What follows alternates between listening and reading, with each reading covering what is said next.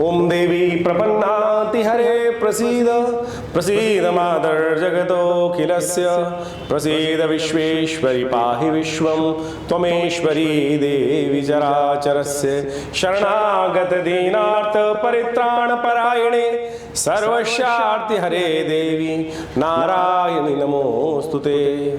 जुलाई के मध्य भाग में नमस्कार, मैं हूं आचार्य डॉक्टर विक्रमादित्य और आज हम आचार्यवाणी चैनल के माध्यम से आपके समक्ष उपस्थित हैं। कर्क राशि वालों के लिए 16 जुलाई का दिन बड़ा महत्वपूर्ण है। ग्रहों का परिवर्तन का योग है, मंगलवार है, दशमी तिथि है आषाढ़ मास की शुक्ल पक्ष की, और वृश्चिक राशि में चंद्रमा का प्रवेश होगा। चंद्रमा क्षीण हो जाते हैं, लेकिन बृहस्पति से दृष्ट है तो वो बहुत सुंदर योग हो जाएगा आपके लिए। पंचम भाव में बैठे चंद्रमा, एकादशवें भाव में बैठे बृहस्पति मंगल के साथ ये जो योग बन रहा है एक तरह से आपके लिए बहुत सुंदर है।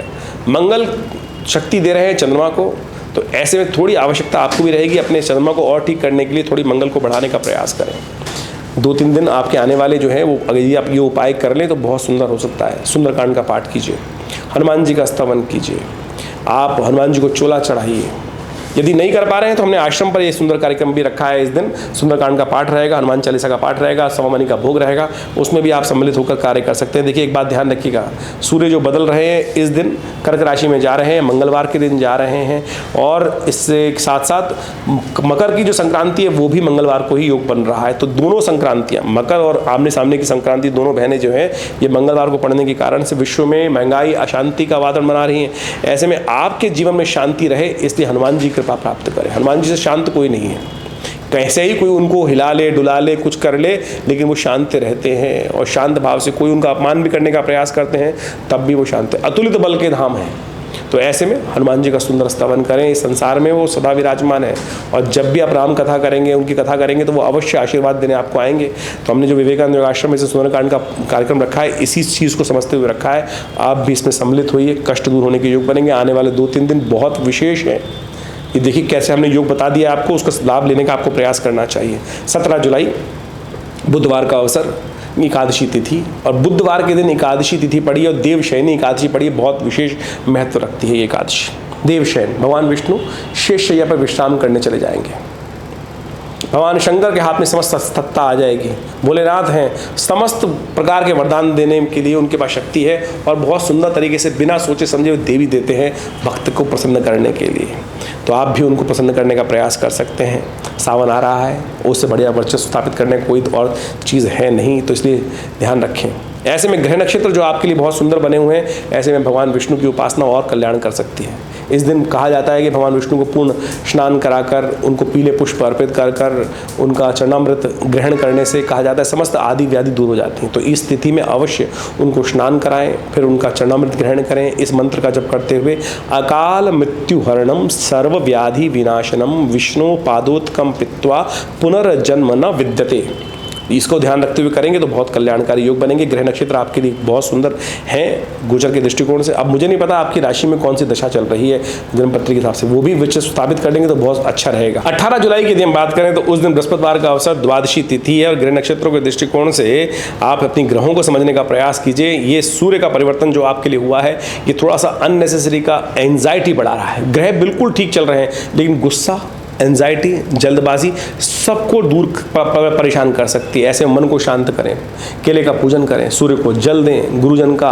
आशीर्वाद लें, उनको विशेष तौर पर उनका सम्मान करें, और सही दिशा निर्देशन उनसे लेंगे तो बहुत अच्छा रहेगा। ये उपाय कर लें, अच्छा रहेगा। 19 जुलाई शुक्रवार का अवसर, त्रयोदशी तिथि उदया तिथि के रूप में विद्यमान है, और शाम तक प्रदोष का योग बनेगा, बहुत सुंदर शुक्र प्रदोष।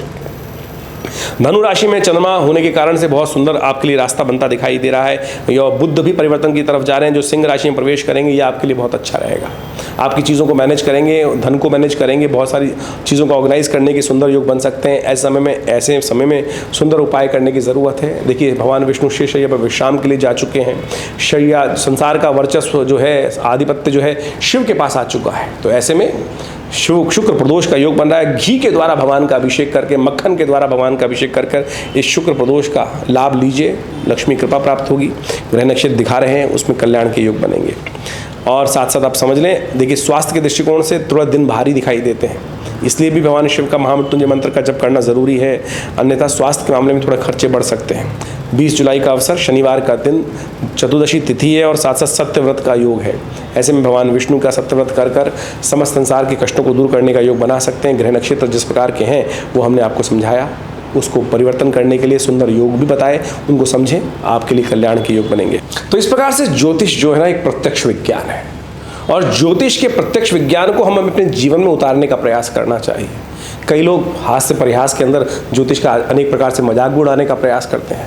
देखिए, आप किसी भी विज्ञान के किसी भी चीज़ का कभी भी मजाक उड़ा सकते हैं। हर चीज़ का मजाक उड़ाकर ज़िंदगी भी मजाक बन जाती है उस प्रकार से। ज्योतिष हमारे शास्त्रों का एक ऐसा अद्भुत चमत्कारी विषय है जिसको बहुत शोध के उपरांत शास्त्रों में वर्णित किया गया है।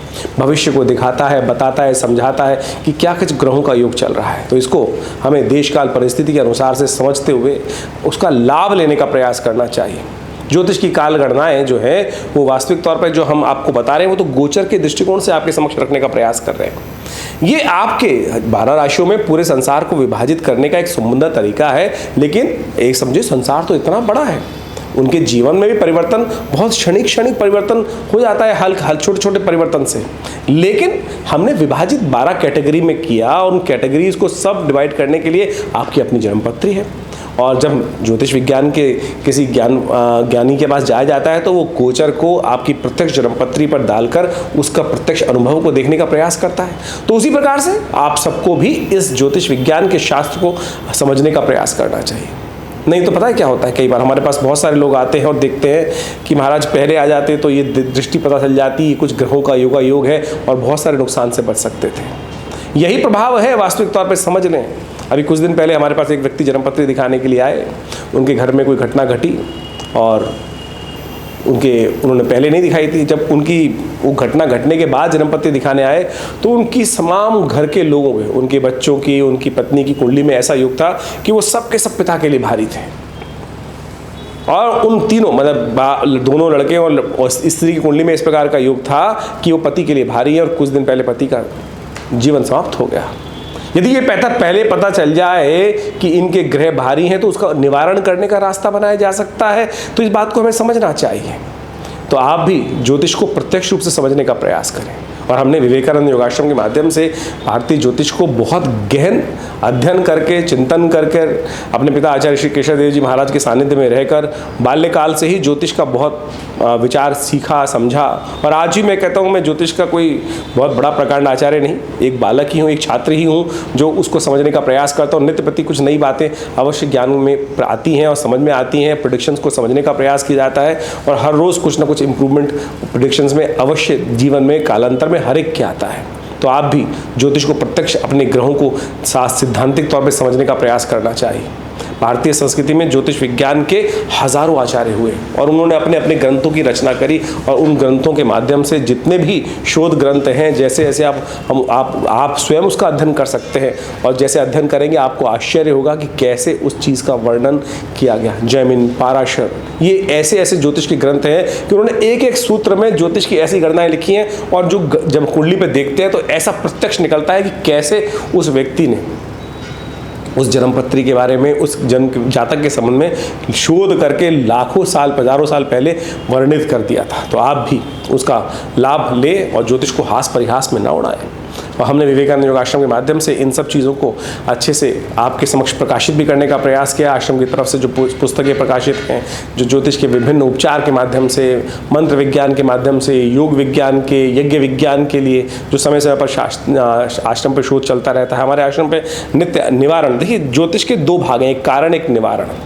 कारण तो ग्रह काल गणना को समझकर उसको बताया जाता है कि भाई ग्रह इस अवस्था में ऐसे हैं, इसके साथ योगा योग बन रहा है, इसके साथ योग का योग बन रहा है, ये मार्गी है, ये अस्त है, ये वक्री है। लेकिन इसके साथ साथ जो ये तो कारण हो गया, निवारण क्या है? निवारण तो परमात्मा का नाम ही है, यज्ञ ही है, पूजा ही है, औषधि ही तो है। वो निवारण भी बहुत शोध करता है। जैसे किसी का स्वास्थ्य के मामले में समस्या हुई तो उसका अनुष्ठान जो पूजा पाठ महामृत्युंजय मंत्र के द्वारा होना है, बिल्कुल शुद्ध रूप से यदि किया जाए तो वो बिल्कुल रक्षा करता है।